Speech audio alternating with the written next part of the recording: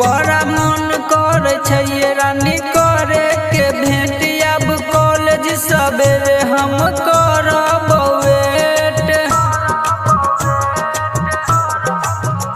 बड़ी मन कर छै रानी करे के भेंट। अब कॉलेज सवेरे हम करब वेट। जे भेल छल पहले नहीं अब हेतैये। मुँह ओढ़नी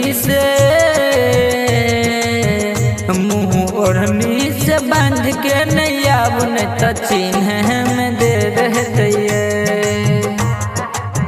मुँह ओढ़नी से बांध के नहीं आब नहीं तो चिन्ह में दे रहते।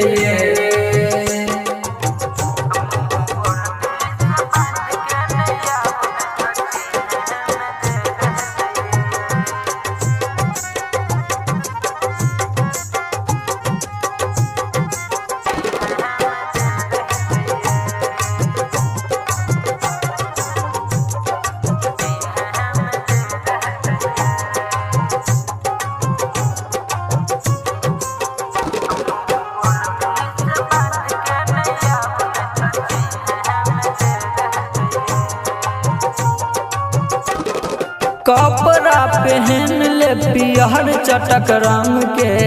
हाथ में लो लेब मोबाइल से संग के है। हाँ हाँ कपड़ा पहन ले पियर चटक रंग के। हाथ में लो लेब मोबाइल से संग के है। कर फ्री टाइम कॉल बात खूब होते है।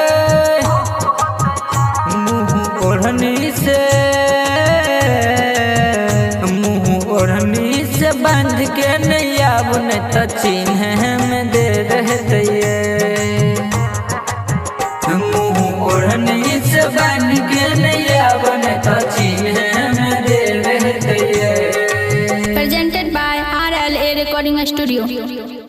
जे भेल छल पहले नहीं अब हेतैये। मुँह ओढ़नी से बांध के नहीं आब नहीं तो चिन्ह